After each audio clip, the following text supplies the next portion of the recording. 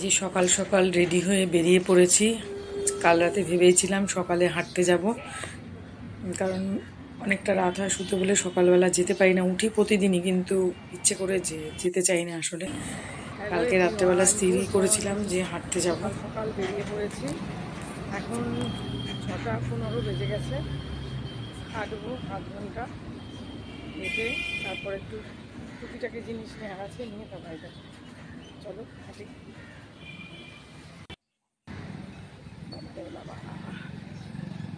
সকাল সকাল এবার ভেবেছিলাম যাব, সেই জন্য বেরিয়ে পড়লাম। তো চলো আমার সঙ্গে থাকো, দেখতে থাকো ভিডিওটা। কেমন লাগলো সকালবেলার কলকাতার শহর ফাঁকাই থাকে বেশিরভাগ, কারণ যত বেলা বাড়বে তত ভিড়। আর একটু সকালে গেলে 5টা নাগাদ গেলে তখন আরও ফাঁকা। এখন তো 6টা বেজে গেছে, ওই জন্য একটু লোকজনও বেরিয়ে গেছে। এবার আমি প্রায়ই যাই হাঁটতে, কখনো কখনো ইচ্ছে করেই যাই না, তখন বিকেলে যাই। তো আজকে ভেবেছি যে সকালে যাব। কখনো ছেলেকে স্কুল দিয়ে আসার পথে হেঁটে চলে আসি, মানে কোনো না কোনো টাইমে হাঁটি।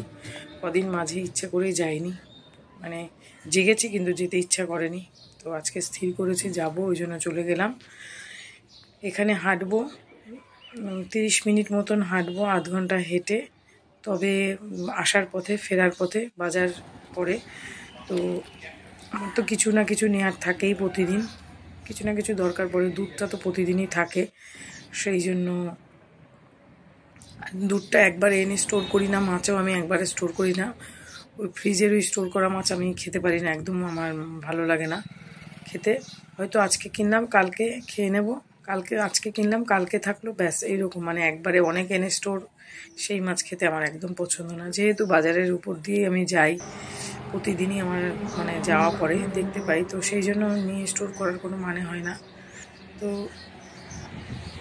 এই যে বাচ্চাদের স্কুল 7টা থেকে, মর্নিং যে স্কুল, সেগুলো কোনো 7টা বাজেনি, 6:30 বেজে গেছে। যদিও 7টা না কটা থেকে আমি ঠিক জানি না, 6:30 হয়তো হবে, 6:30 কি 6:45-র মধ্যে হবে। সব বাচ্চারা যে ঢুকছে এক এক করে।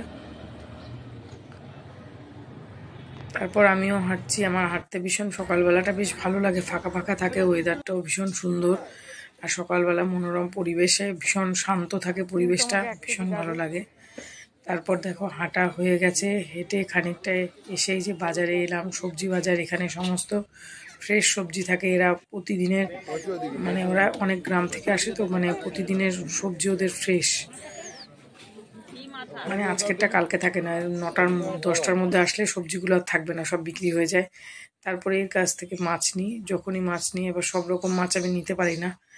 এবার আমার ছেলে তো মাছ খায় না, তবুও জোর করে দিই, রুই কাতলা হলে খায় একটু, নাহলে খায় না।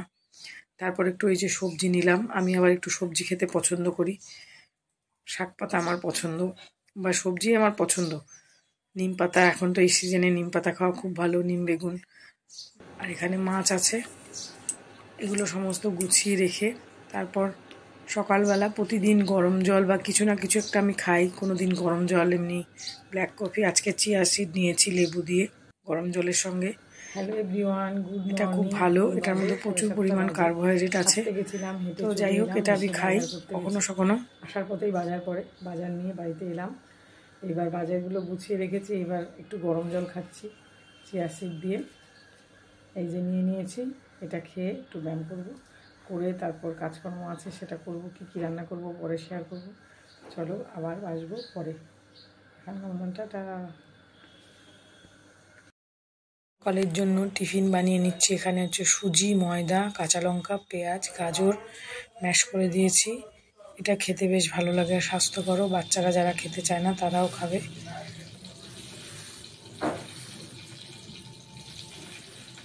চটজলদি হয়েও যায় তাড়াতাড়ি। 3 জনের জন্যই বানিয়ে নিলাম সকালের টিফিন এইটা। তারপরে এইদিকে দুপুরে রান্নাও চাপিয়ে দিয়েছি। দুপুরে রান্না করছি হচ্ছে, এখানে পাট শাক ভাজা করেছি আর নিম বেগুন করেছি। আর করেছি হচ্ছে ভাত, মটর ডাল করেছি লাউ দিয়ে, আর এখানে পটল আলু সজনে ডাঁটা দিয়ে জিরে বাটা দিয়ে মাছের ঝোল, আর করেছি তেঁতুল কুলের টক। ব্যাস এই ছিল আজকে দুপুরের মেনু। তো চলো আজকের মতন এখানেই টাটা, আবার নেক্সট দিন নতুন কোনো অন্য ভিডিওর সঙ্গে।